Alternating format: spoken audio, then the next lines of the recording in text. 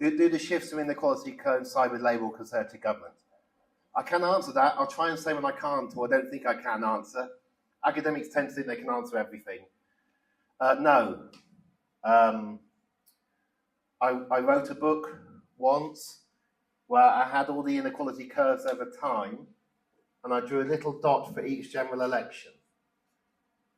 And the general elections go post-war, 1945, 50, 51, 55, 59, 64, 66, 1970, 1974 February, 1974 October, 1979, 1983, 87, 92, 1997, and so on. The inequality curve started really high around about the time of the 19 general election, which was the khaki election, and then fell. The 1922 election was quite important. There was a lovely Labour leader, rather like a shuffling man in Islington, but it fell irrespective of the politics, although the politics was changing in the 20s and the 30s. Inequality kept falling when the Conservatives won in 50-51. They built more council houses than Labour.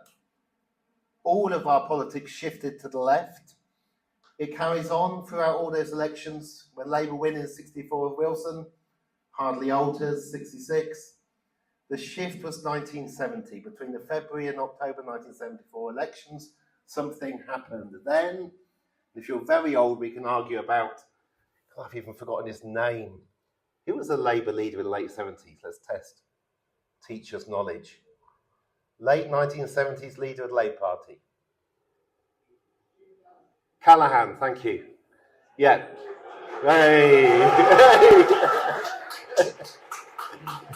You win the award. I knew I'd draw the nerds out.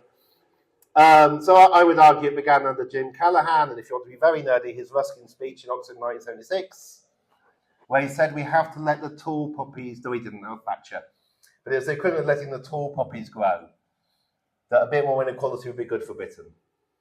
Margaret Thatcher in 1979 accelerated it, but it had begun already, and then you cannot see the effects of a single general election on these curves. It's not that politics doesn't matter. Right, politics really matters. It's that all the political parties moved to the right after the 70s. Right? New Labour was far to the right. It pushed the Conservatives even further to the right because Tony Blair took their space. In 2014, David Cameron left the European People's Party in the EU and aligned himself with Alternative for Deutschland.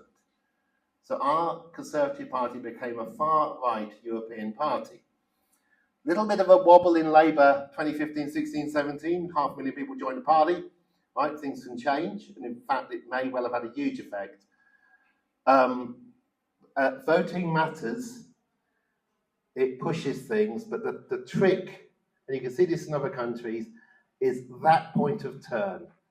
And once you've turned it, or once it's turned inevitably, it's very hard to stop it.